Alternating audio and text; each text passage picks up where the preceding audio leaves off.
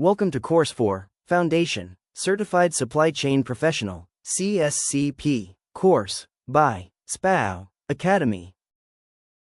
Topic 2, Global Supply Chain Networks, Section 10, the SCOR Model, Lesson 3, SCOR Levels and Hierarchy.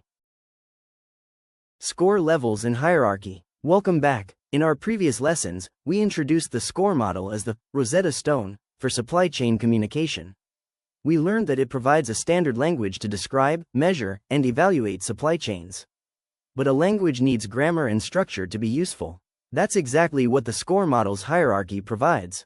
Think of the SCOR model not just as a flat list of processes, but as a detailed, multi-level map.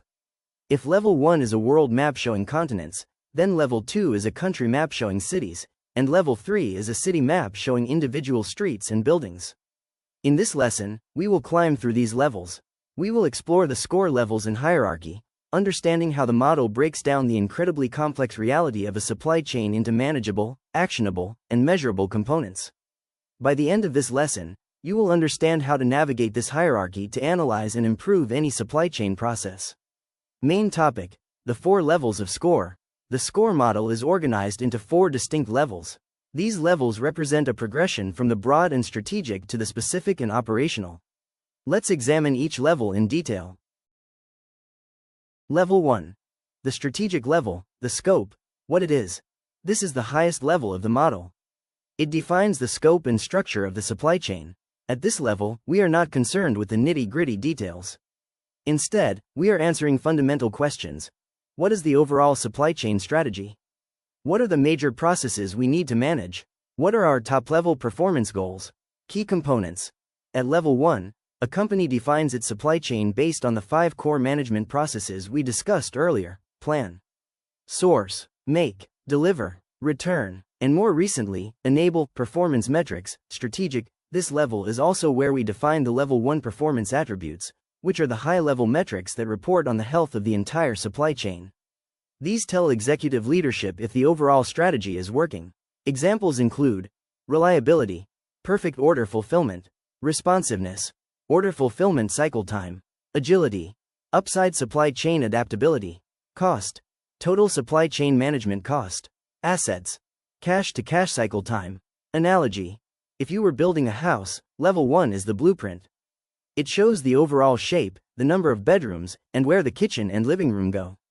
It defines what the house is. Level 2. The configuration level, the tool shed, what it is.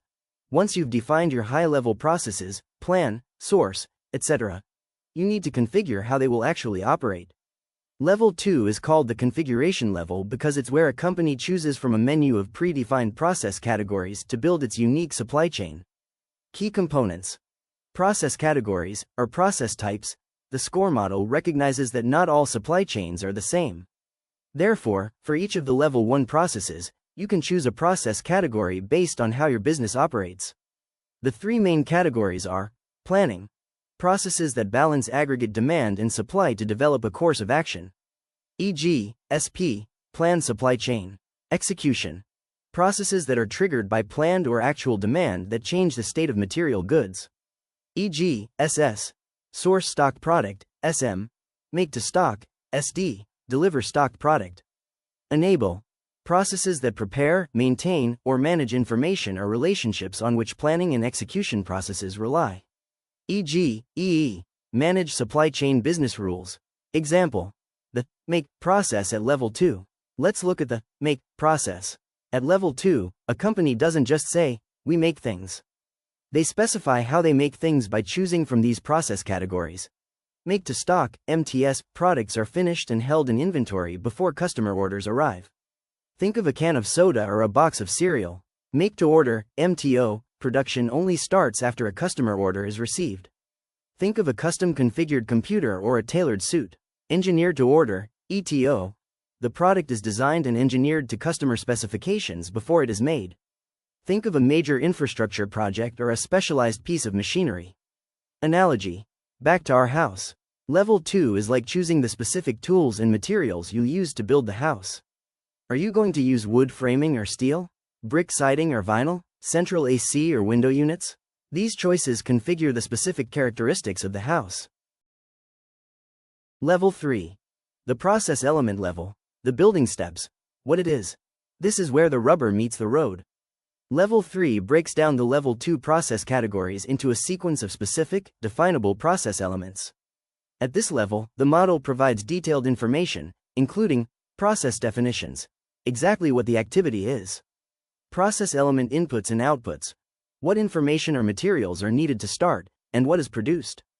Process performance metrics, Level 2 and 3 metrics, diagnostic metrics, that tell you if the process element is performing well. Best practices, proven methods for performing the activity, software capabilities required, the system features needed to support the activity.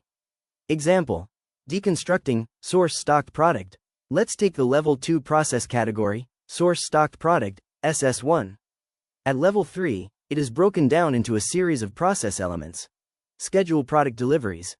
Arrange the timing and quantity of deliveries from the supplier. Receive product. Accept the physical shipment from the carrier. Verify product.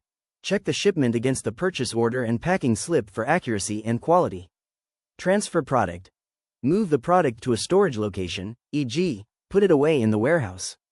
Authorize supplier payment. Process the invoice and release payment to the supplier.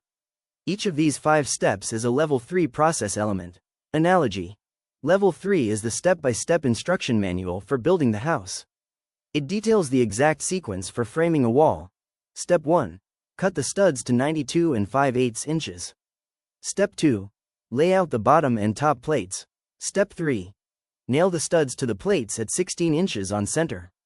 It tells you exactly what to do and in what order. Level 4. The implementation level, the specifics for your house, what it is. This level is outside the official scope of the SCOR model.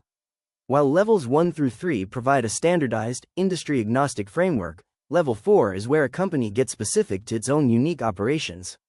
It involves defining the unique tasks, workflows, systems, and practices required to perform the Level 3 elements.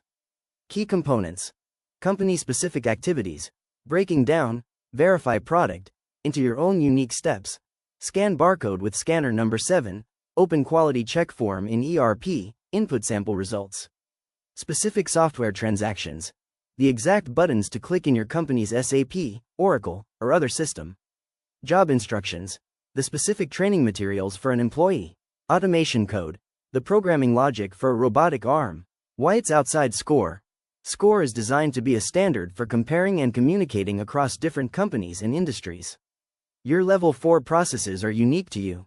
They are your competitive advantage and your operational reality, but they are not part of the universal SCOR language. Analogy. Level 4 is your specific house under construction. It's the actual saw cuts made by your carpenter, the specific brand of paint you chose, and the exact placement of electrical outlets according to your family's needs. The instruction manual, Level 3, guided them, but the actual execution is unique.